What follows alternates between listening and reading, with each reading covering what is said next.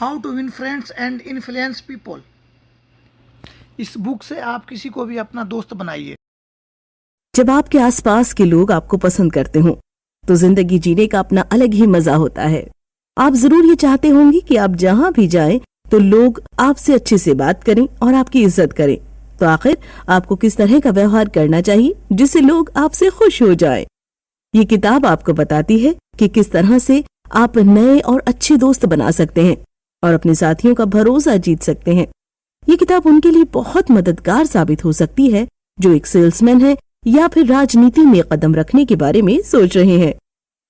इसे पढ़कर आप सीखेंगे कि मुस्कुराना किस तरह से सामने वाले के ऊपर एक अच्छा इंप्रेशन बना सकता है, किस तरह से आप अपने रिश्ते को बरकरार रख सकते हैं, बहस करने से क्यों बचना चाहिए। पहला सबक, किसी से रिश्ते की शुरुआत करने का सबसे अच्छा तरीका है मुस्कुराना। ऐसा कहा जाता है कि मुस्कुरा कर दी गई गाली का भी कोई बुरा नहीं मानता। ये जरूरी नहीं है कि किसी से मिलने पर आप उसे क्या बोलते हैं, क्योंकि लोग आपके शब्दों को कभी याद नहीं रखते। जरूरी ये है कि आप उनसे मिलने पर कैसा व्यवहार करते हैं। तो किसी से पहली बार मिलने पर आखिर ऐसा क्या करें जिससे सामने वाले पर एक अच्छा इंप्रेशन बने। एक शब्द में, मुस्कुराइए।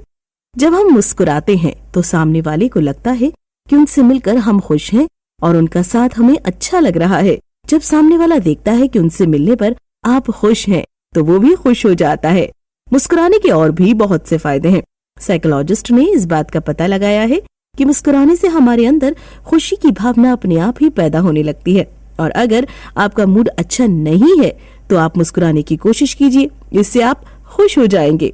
मुस्कुराने से हम खुश रह सकते हैं, इससे हमें देखने वाला भी खुश हो जाता है और किसी से मिलने पर सिर्फ मुस्कुरा देने से उसके ऊपर एक अच्छा इंप्रेशन बन जाता है।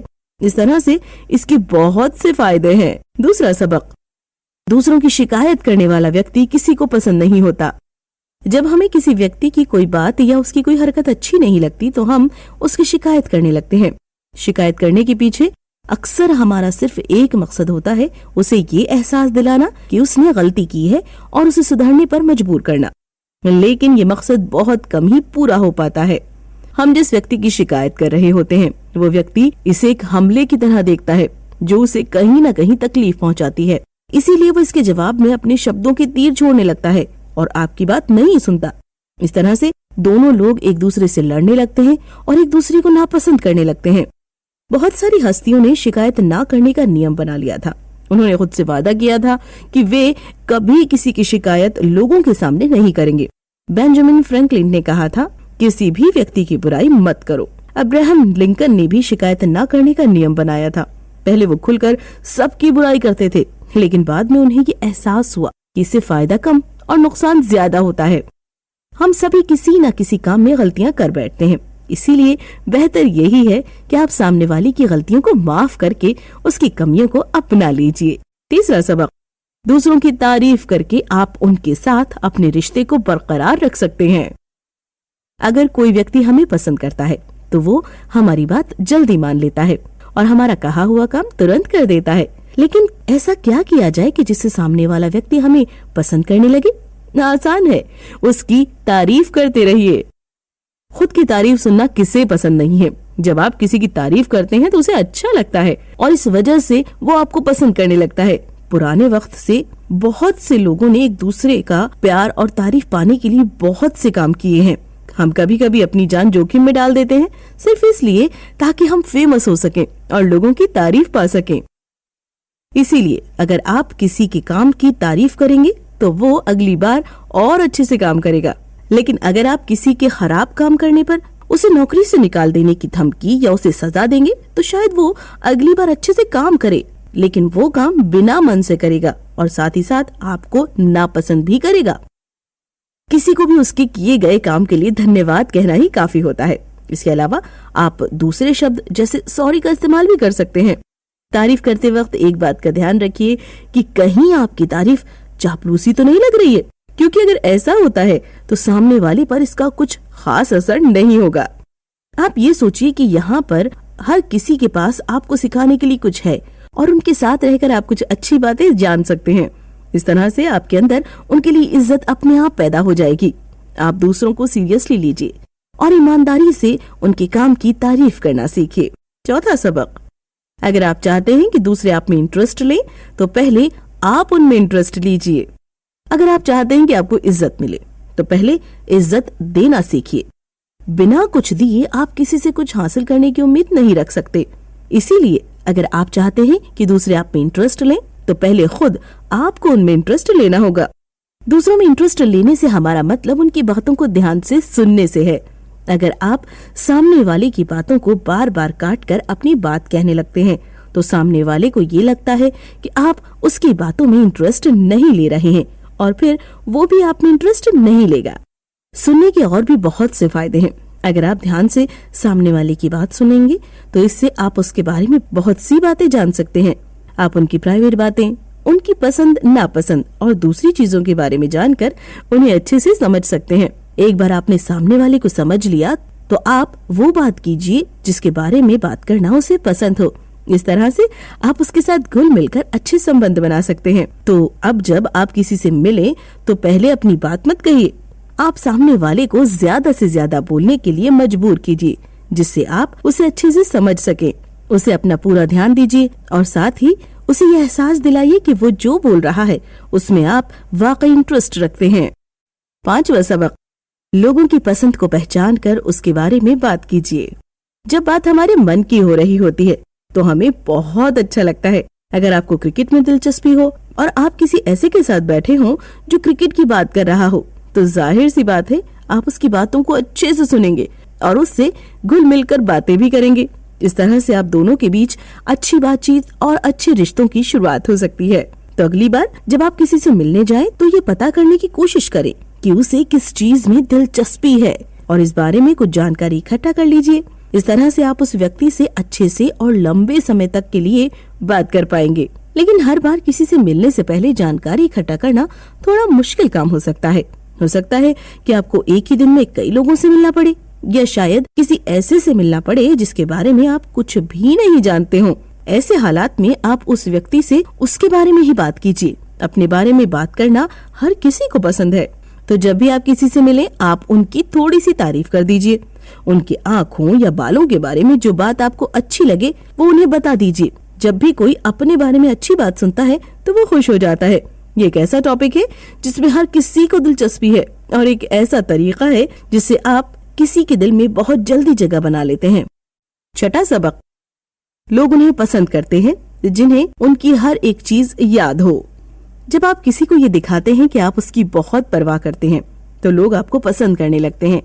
अगर आप चाहते हैं कि लोग आपको पसंद करें तो सबसे पहले आप उन्हें ये दिखाइए कि आप उनकी परवाह करते हैं। लेकिन कैसे? दूसरों से पूरे उत्साह के साथ बात कीजिए। आपके उत्साह से लगना चाहिए कि वो जो बोल रहा है आप उसे वाकई सुनना चाहते हैं। इसके अलावा वो जो भी कुछ कहे आप उसे याद रखने की कोशिश कीजिए।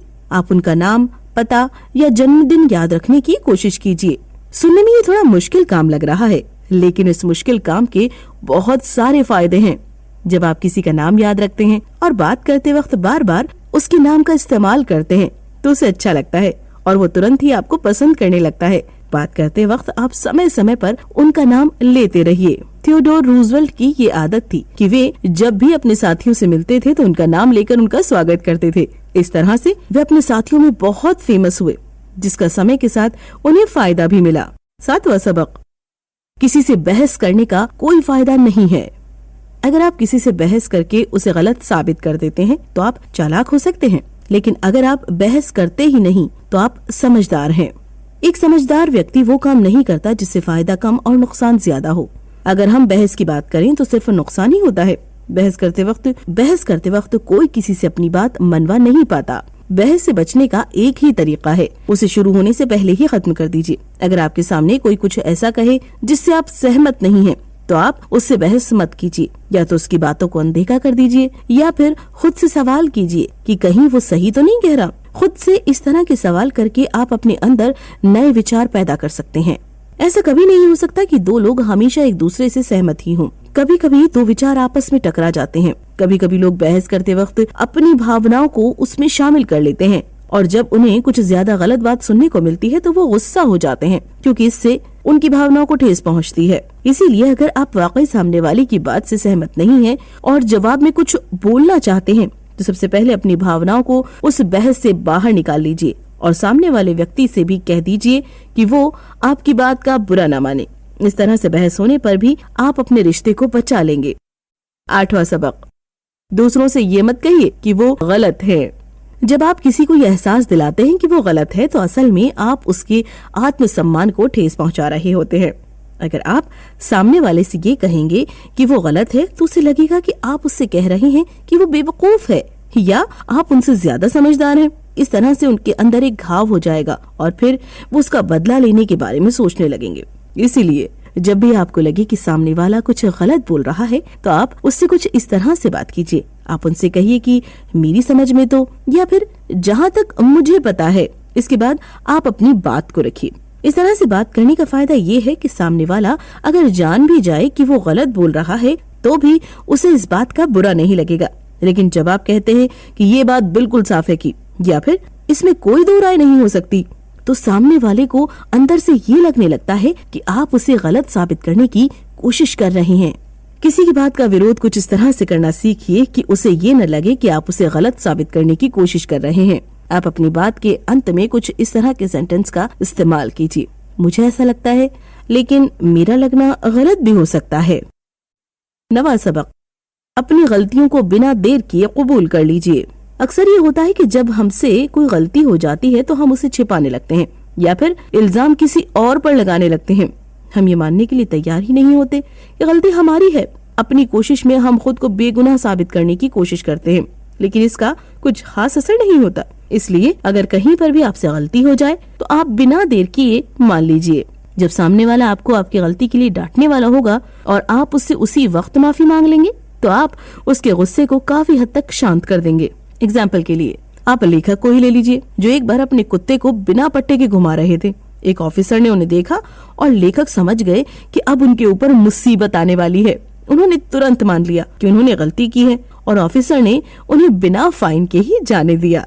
अगर आप लोगों के सामने खुद की बुराई करेंगे तो इससे आपकी बेइज्जती नहीं होगी, लेकिन अगर कोई दूसरा व्यक्ति लोगों के सामने आपकी बुराई करेगा तो आपकी बेइज्जती हो जाएगी। इसीलिए बेहतर है कि आप अपनी गलती मान लें। इससे ये जाहिर होता है कि आप अपनी कमियों को पहचानते हैं और उन्हें सुधारने की कोशिश करते हैं। 10वां सबक, दूसरों को मनाने के लिए उनसे जल्दी से जल्दी हाँ बुलवा लीजिए। लोगों को ये बिल्कुल पसंद नहीं कि कोई उनकी सोच के साथ खिलवाड़ करे। इसीलिए अगर आपको किसी से बात मनवानी है तो अपने विचारों को उनके सामने तुरंत मत रखिए। इसे एक तरीके से करिए ताकि जवाब में हाँ मिलने के चांसेस बढ़ जाएं। सबसे पहले आप सामने वाले से अच्छे से बात कीजिए ताकि उसे आप अच्छे लगने लगे और वो आपकी बात अच्छे से सुने। अगर सामने वाला आपको पसंद नहीं करेगा तो वो आपकी बात नहीं सुनेगा। इसके बाद आप कुछ सवाल पूछकर इस बात को पक्का कर लीजिए कि आप जिस बात के लिए उससे हाँ करवाना चाहते हैं उसे उस काम में इंटरेस्ट है और वो भी आपकी तरह ही सोचता है। अगर ऐसा नहीं है तो आपकी की गई बात में उसे दिलचस्पी नहीं होगी और वो ना कह देगा। इसके बाद आप सामने वाले से जल्दी हाँ बुलवा लीजिए।